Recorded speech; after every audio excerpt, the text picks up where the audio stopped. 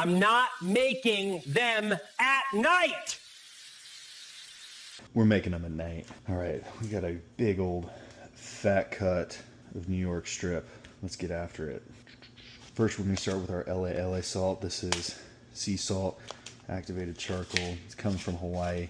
Love this stuff. One of the neatest things about it is it turns your steak black. Now that I have a supplier, we can be more generous.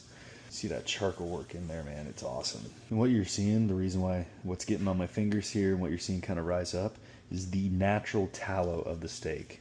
When you get good cuts, like prime select, like prime cuts, Wagyu cuts, when you rub that steak in like this, you're gonna get that tallow, that natural tallow rising to the top.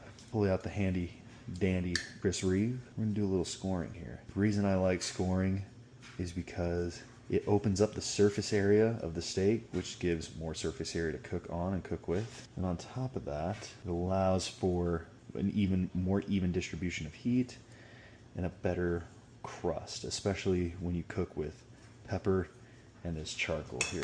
I'm gonna give it a little bit of love with the Wagyu and throw on a little bit of black pepper. Boom. This is a pretty thick steak, man, I'm not gonna lie. I'm trying to time it out. This is gonna be probably somewhere in the house of 18 minutes to cook, depending on how it does. We'll see. The charcoal flavor, like the charcoal activation that you get, is pretty subtle on this, but there's a method.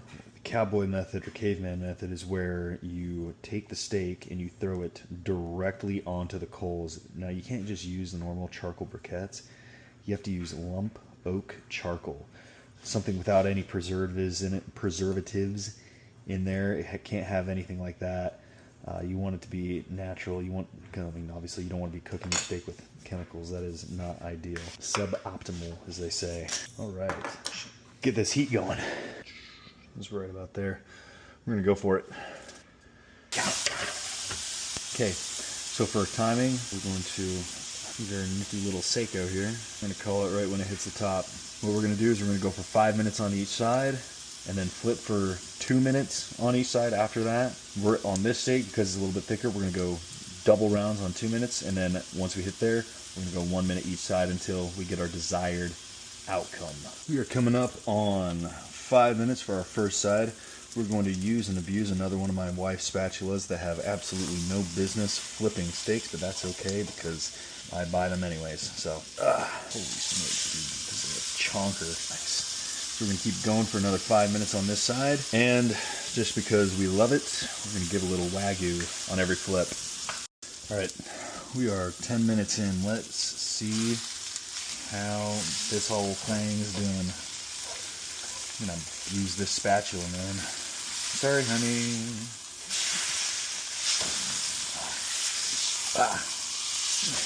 Jiminy Christmas. Like a wrestling match. The cast iron. Ooh, that was a mistake. That was hot. And we are going to give it some more of our favorite. If you're not cooking your steak with Wagyu tallow, you are cooking them all wrong, I'm telling you. This sucks. Alright, we are now flipping every 2 minutes, so let's give this guy a little... Jeez. Alright, there we go.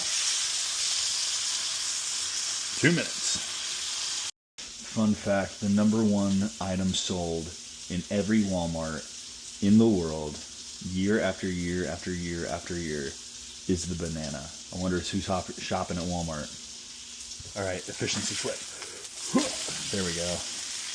Yeah, you see that crust starting to show up. That's money right there. Let's keep going.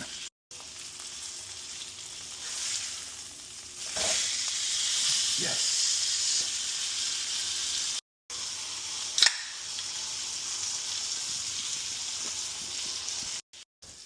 Alright, I'm gonna hit it for another minute to win it. Oh yeah. Oh yeah.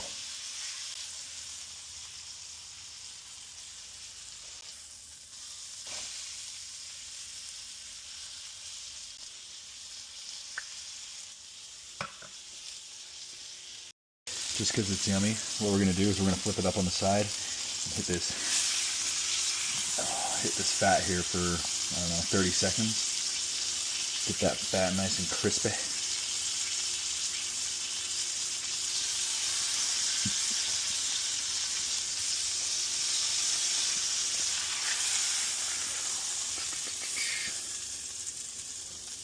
Excellent. We will now rest for 7 minutes. All right, it's been 7 minutes on the Seiko. Time for the moment of truth. Remember, plastic forks are for classy broads. Oh, that's not bad.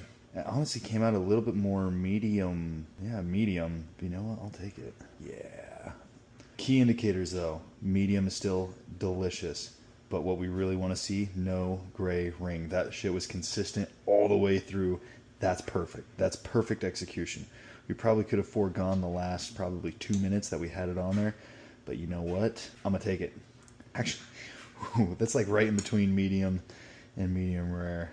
Let's see. Nice. Dude, this is like full backstage access for everybody watching the actual video here. Pretty neat.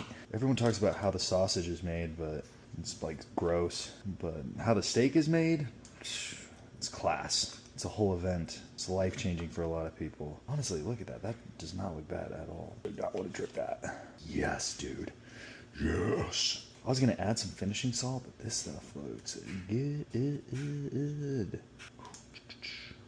Get in there. All right, we'll start with the heel. Let's go for it. Actually, hold on. Let me get another little Snapchat here.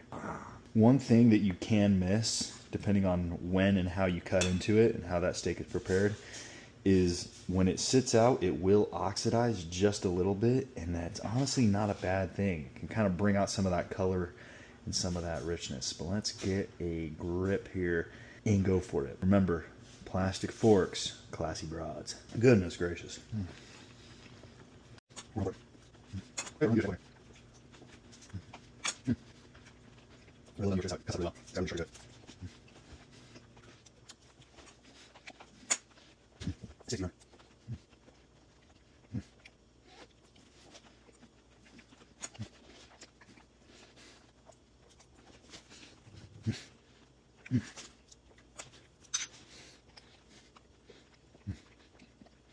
So good. So awesome.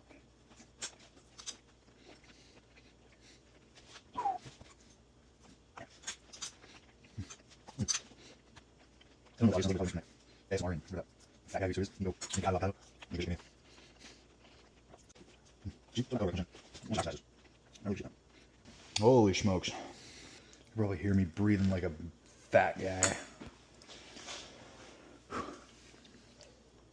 For Narnia. The steak is for you, Aslan.